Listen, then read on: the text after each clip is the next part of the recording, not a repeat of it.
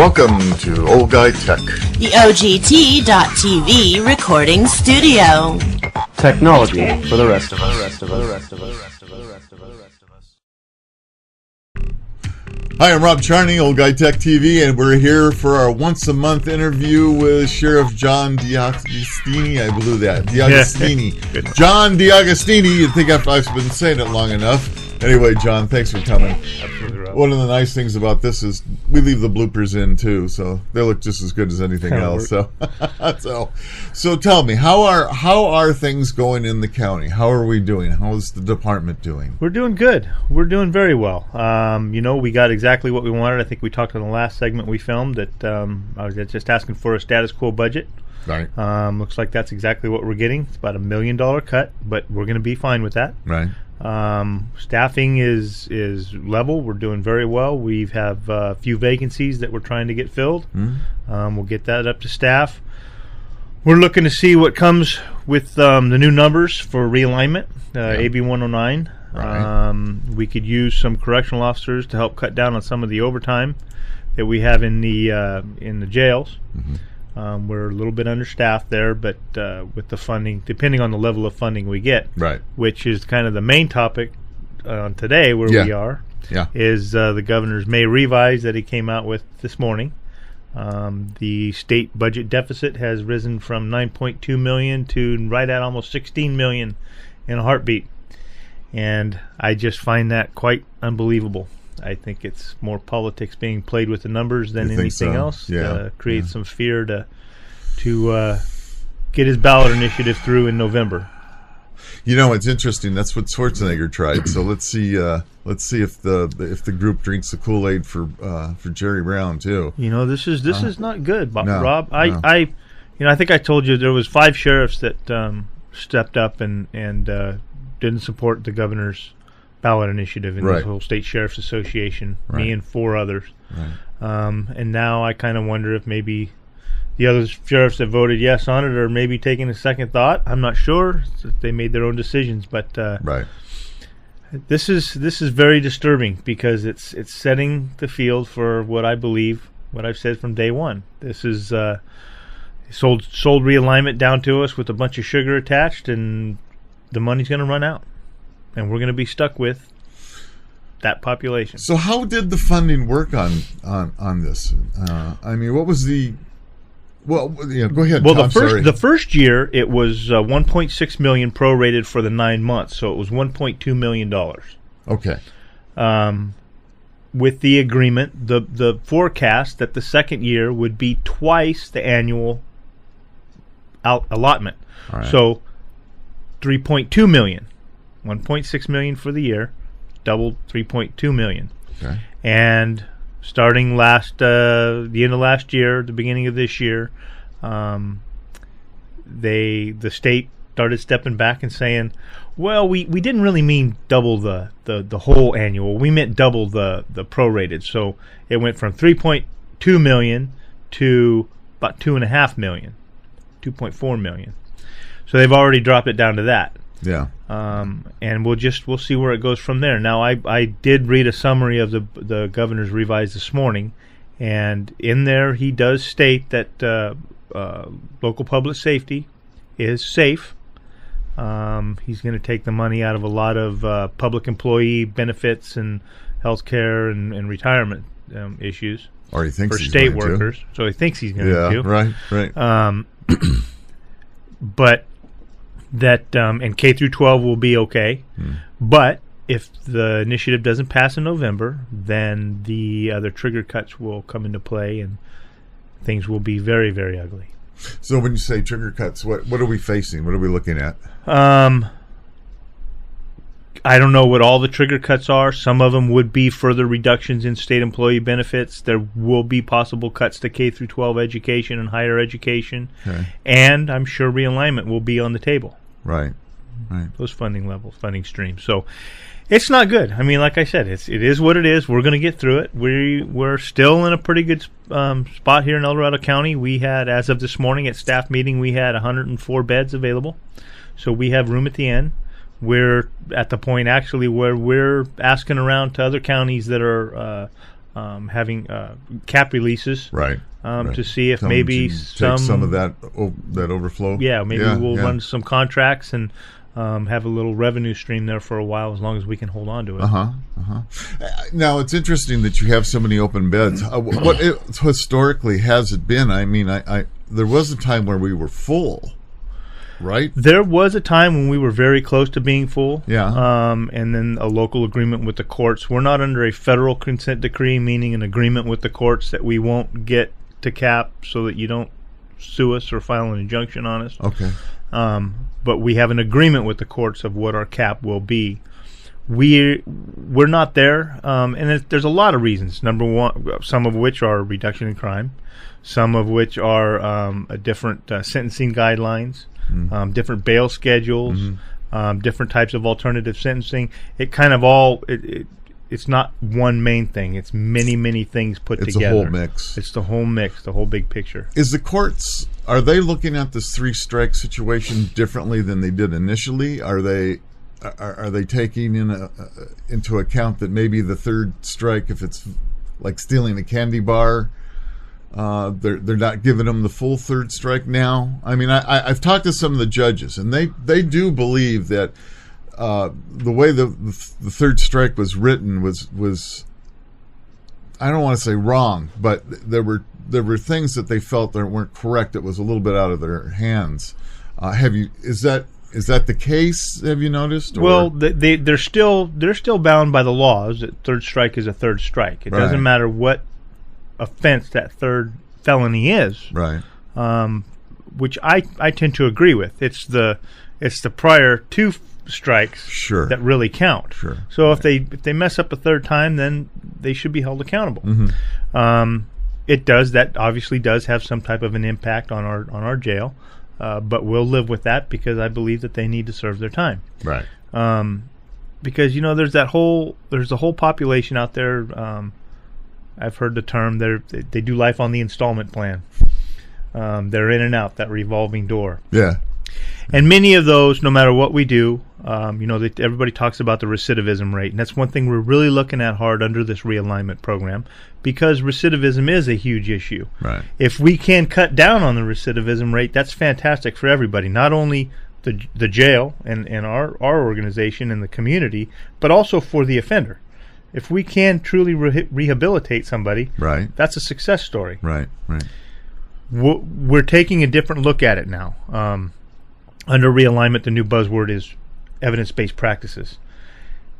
And what we're doing is, rather than past practice of you take 10 inmates, stand them up against the wall, random inmates, throwing money in the form of programs and education and all these other things at them in hopes that you can reduce the recidivism rate with some of them. Right. Well, that was costly, not effective, not efficient. Now, through evidence-based practices, we're doing our best to identify those inmates that studies have shown and past practice has shown that this personality, this type of criminal, this type of family background, this type of education, this type of this and whatever, everything into account, shows that they are a good candidate for these programs to not become rehabilitated. Right. So what we're doing is we are identifying those rather than throwing money at the whole problem. We're focusing on the certain individuals and doing a better job at it. Good. Well, I'm glad to hear that's helping a little bit. That's a good situation. The budget is an ugly situation for all across California. And there's no easy answer. And I don't think Brown's got the answer at all, personally, but that's, Neither do I. I think, of course, I'm the sheriff, so I don't have much to say on the other things, but this country, especially in this state especially, we got a lot of work to do on deregulation and other things that are going on that we need to be focusing on to change the economy around in this state. Yeah. So, you brought up something. You're going to be looking for more correctional officers. Yes, sir. How does an individual go about becoming a correctional officer? Well, our requirements are not that tough to overcome. High school diploma, good clean background, clear background, be able to pass a physical and a mental evaluation, psychological evaluation. Keep your eye open. I would say send folks to get directed to the county's website on the job side, and we frequently have different positions posted. I believe we will be probably posting for more correctional officers, have another open recruitment here in another few weeks, I would say. Good. After that, if they go through the process, the background and everything, they test well, and they're selected, they'll be given a conditional job offer pending the medical and everything else they pass, and then they go to work. And we have a time frame that we are required to send them through a California Post Peace Officer Standards and Training custody course. And we use a few different courses. The main one, I believe, is in Sonoma.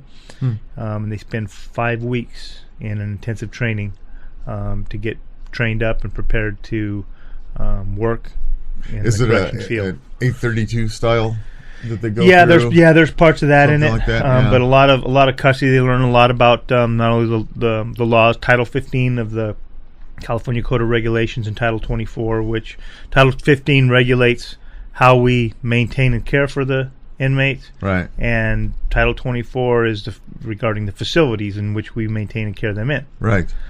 So they learn a lot of those issues and laws and whatnot. Well, that's good. So there's a little bit of something that we can do for some of our people that live in this county. Good job. You betcha. Yeah. And then you talked about, last time we were here, you were talking about court security officers now. How's that going along? We're just about up to staff with that. We have, I believe, all the Placerville area courts are staffed. Good. With court security officers. Now we're going to be working on the Tahoe facility. That's going fantastic. All the feedback we've received from the courts is wonderful. From the community. Everything's been positive. So how did these individuals become, are they deputies that are either getting ready to retire or want to change a position, or is it just new people coming on? They were all new people. Really? They were all new people. There was a little bit of anxiety on the part of retired annuitants, retired peace officers that were working in the courts. But we got to be very, very careful with that now in light of, I believe it was AB 1028 or something similar to that. Yeah. And it was, they took another look at what the intent of the law was when they said a retired annuitant could work up to 960 hours and still maintain their retirement benefits. Right. Okay. Well, those special positions that can be used for extra help can't be permanent part-time positions. Oh. And it's no worry to the sheriff's office, but to the individual that would be filling that position, Post could come in any day and say, you know what, no, this is not a specialized position or a seasonal position or a true part-time position. This is a permanent part-time position that you're filling here, and cut off your retirement benefits. You still get a paycheck from the county, but you wouldn't get your retirement check. Oh. And that was a huge concern. Yeah. Big concern. Yeah, we are now utilizing the extra helps in the true capacity of what the position was designed for, extra help. Rather than calling in a court security officer on their day off for overtime, or somebody calls in, one of them calls in sick or whatnot, we utilize the extra help positions.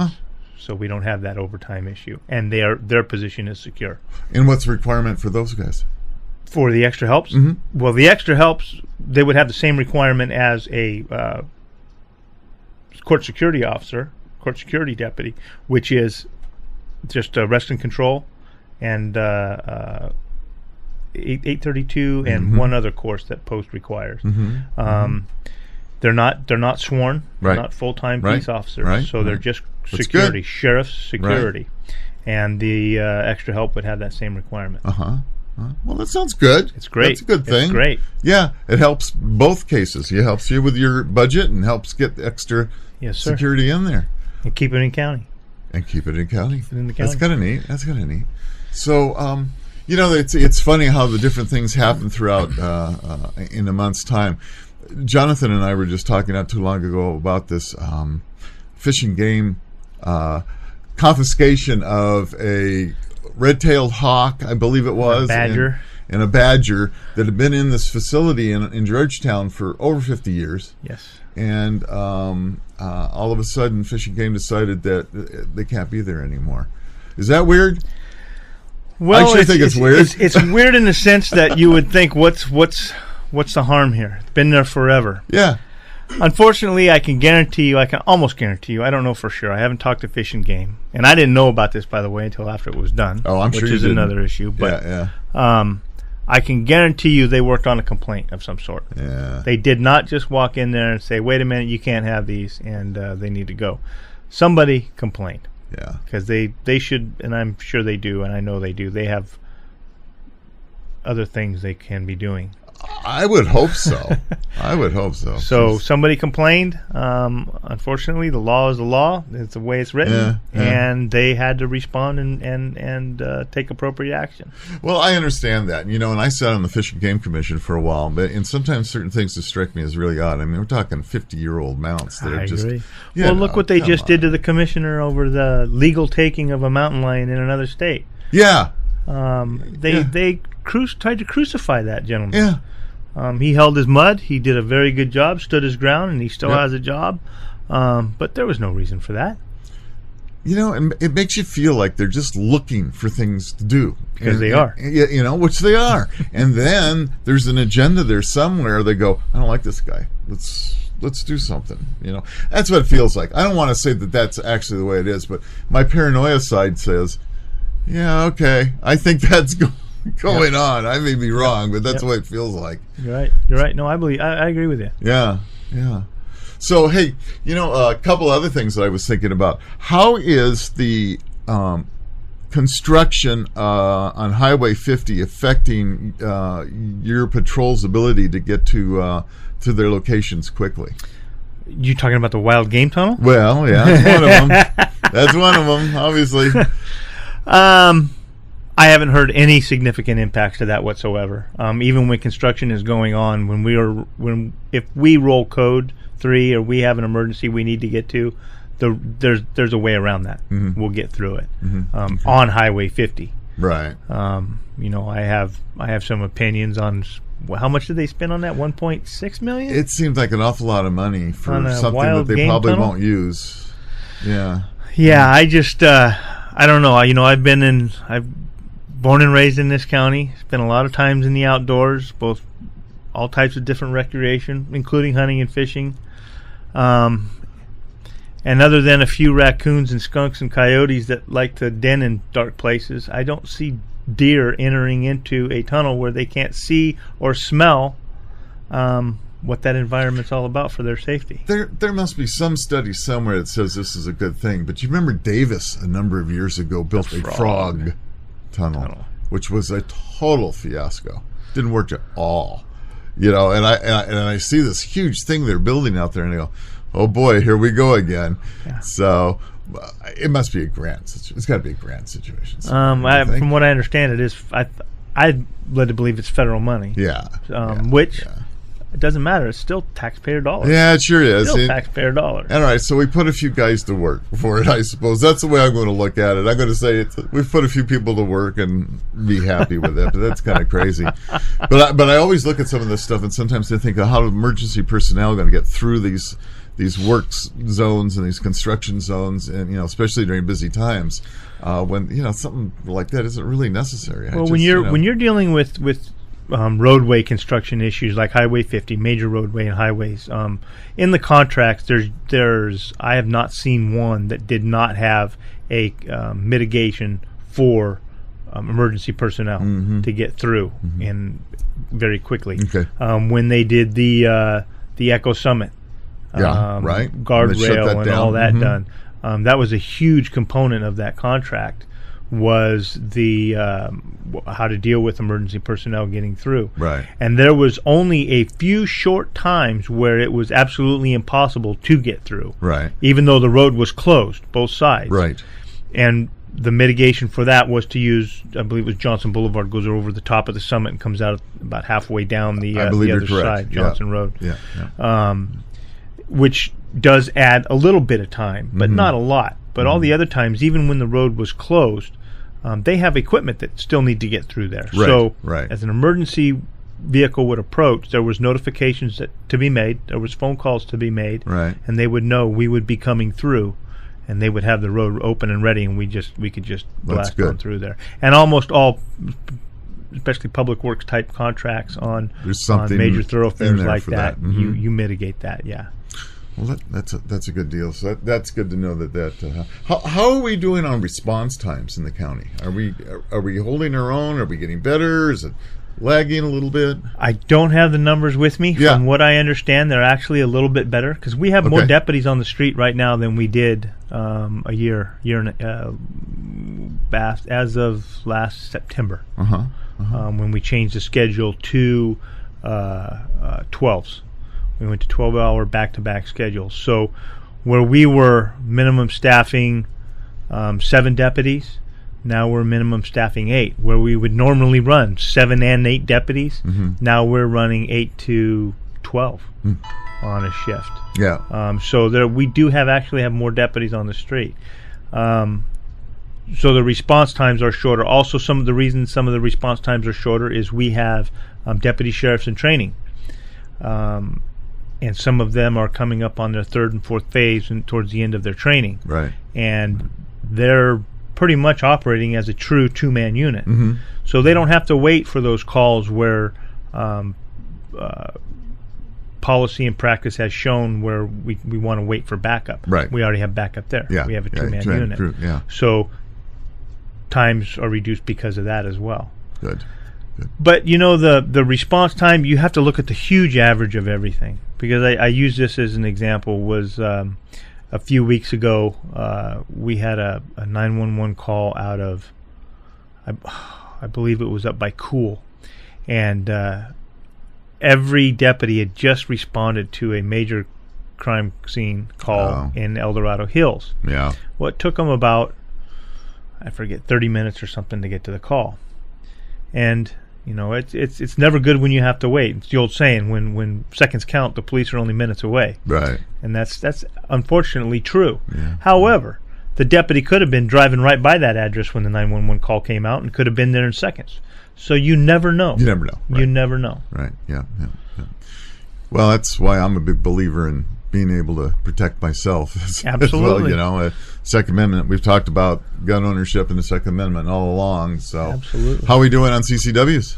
We're still doing good. So we're still behind the 8 ball trying to get them all processed. Oh, yeah? Okay. Yeah, they're still backlogged. I know my classes have slowed down some, so we must be doing something right because I'm not getting as many as people as and then we'll have about another 9-10 months, and then we'll be starting for some of the research. That's right. Yeah, we'll be starting all over again.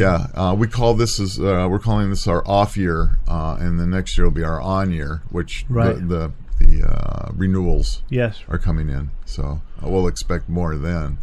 I tell you, and maybe it's just me, but I'm seeing a very responsible, high-level individual coming through my course right now that sometimes I wondered about some of the people. The people right now I'm seeing are very serious about this, taking it very seriously, taking their training very seriously, and doing really well. I mean, I have many people that take double training with me. They'll do a pre-training on firearm handling and all that, and then come back and do the class too. So some of it's been pretty good. I got to say, I think that we're seeing a higher class of responsible people now with these CCWs. So I think it's done good things. Well, that is a good thing, and it's a huge responsibility. Yeah, it is a huge responsibility. And they understand that. Yeah, they get that. They do. That's good. Well, we talked about cars last time. Are we any closer than getting new cars? Are you going to get that pursuit expedition yet? Are you ready to? You're going to have that Corvette with the lights on it? No, that isn't going to happen yet. No, we're not any closer. We're still. We actually had the Ford, a demo car. This was 3 weeks ago now. Yeah. And the new Explorer pursuit rated vehicle. Right. And I took the Ford. I guess it's a Taurus. Basically, is what it is. But it's specific for law enforcement. Yeah. It has different ride characteristics, a different type of suspension. It has the turbocharged it can V6. handle a little more weight. Yes. Yep. I was amazed. It was unbelievable. Good. How fast, how responsive, and how safe it was. Yeah. It was difficult to get it to break loose. Yeah. It just wouldn't do it. The car wouldn't let you do it.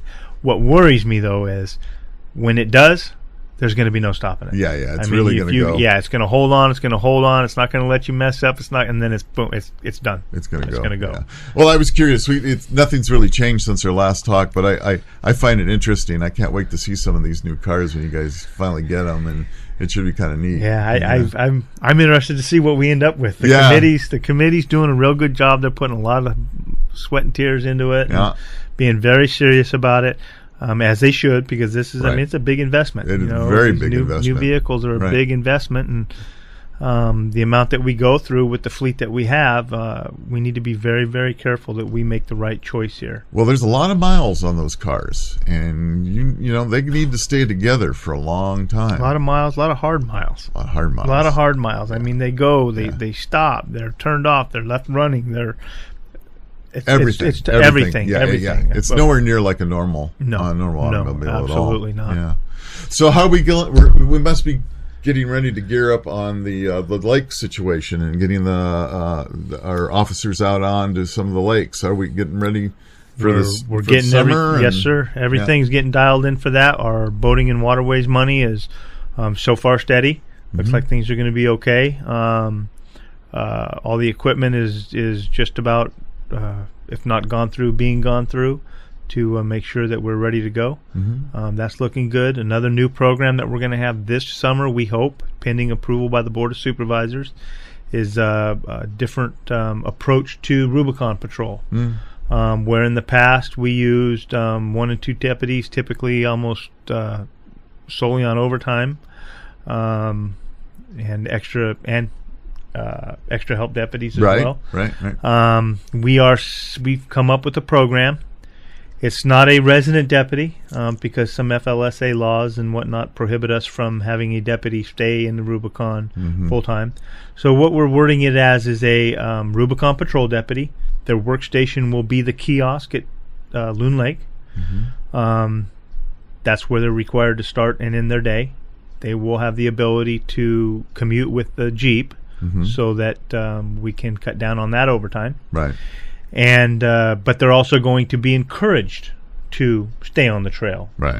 Different wall tents from state parks have been made available. A couple cabins in the Springs have been made available. Good. So the opportunity is definitely there. Yeah. So we've just opened it up. We are hoping for a very knowledgeable and excited applicant, to the right person to put in for it. It'll be fantastic. Yeah.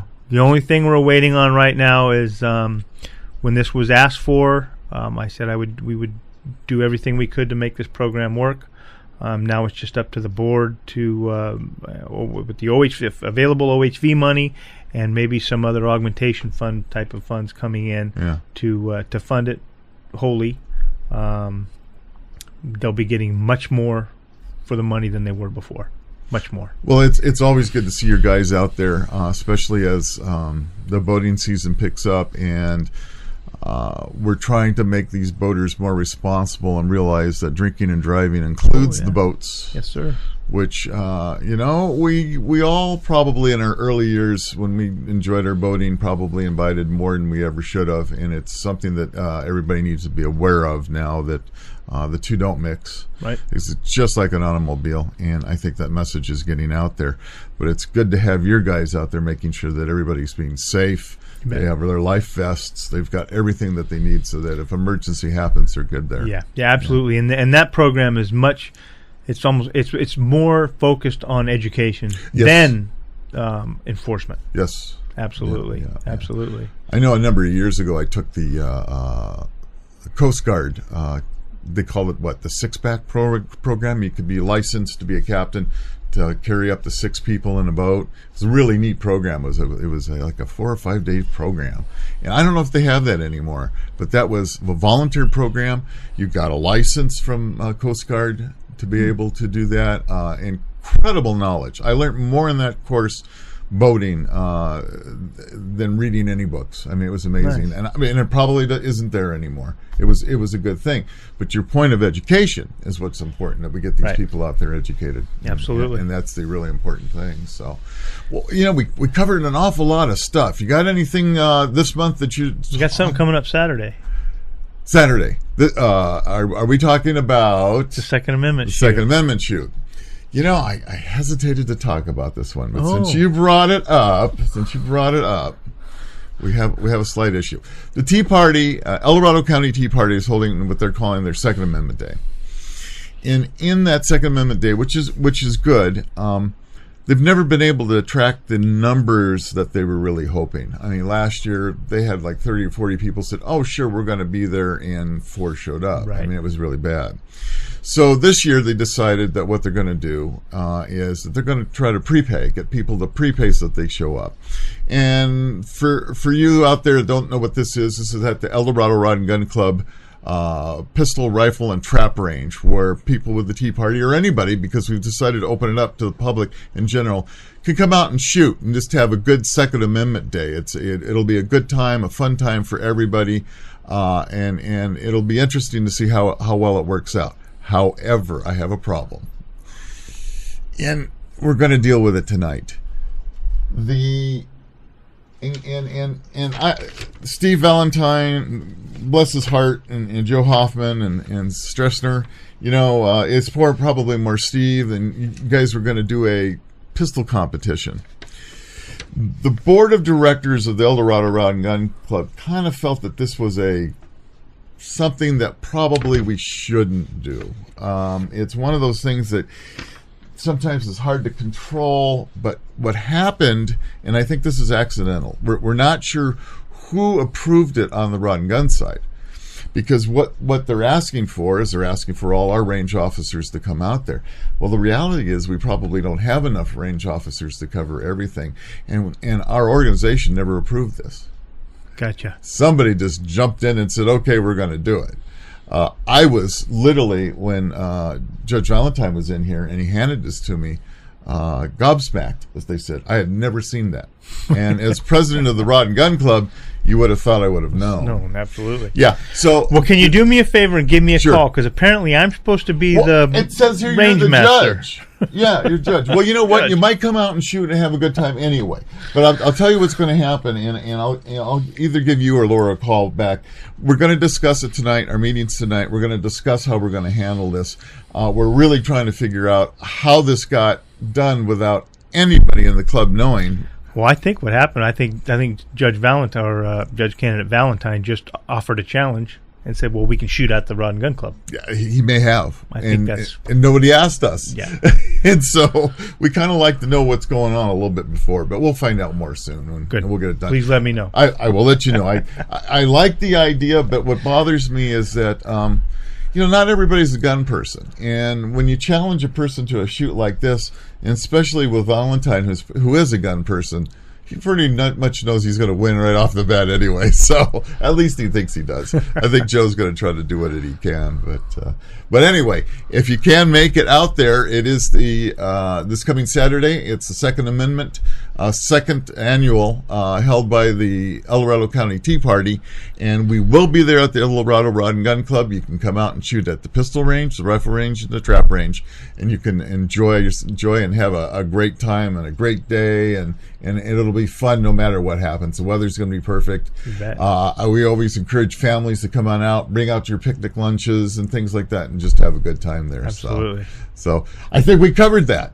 All right. Are we looking good? We're looking good. Well, I really appreciate it. And you know what? Like I said, once a month we do something like this. There's always something exciting going on in your department, and I really thank you for coming and informing us and educating us on what's going on. Thanks for having me. You're welcome. Appreciate it. Thank you very much. I sure appreciate Rob. it. And hey, listen, everybody out there, make sure you keep watching Old Guy Tech TV. We got to get some traction, and we want to make sure that we educate everybody in the county, and so we need your help as well. So thank you for watching this. We'll see you soon.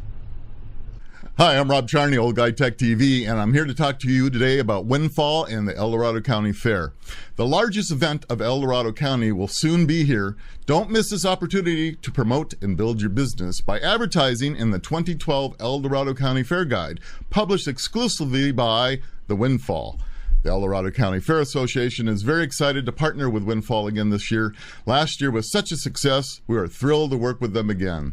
The exposure that the El Dorado County Fair has in our community is amazing. We don't want you to miss it. Jody W. Gray, CEO of El Dorado County Fair, just told us this. So distributed in the Windfall and El Dorado Hills Telegraph, June 8th, 2012, and available to the public at the welcome information booths at each entrance during the fair. This user-friendly guide features a map of the fairgrounds, event vendor locations, and includes the schedule of events. Reservations are required, space is limited, circulation is 20,000 plus copies, and the deadline is 5/25/2012. So make sure you get your ad into the Windfall today. Tell them Rob sent you.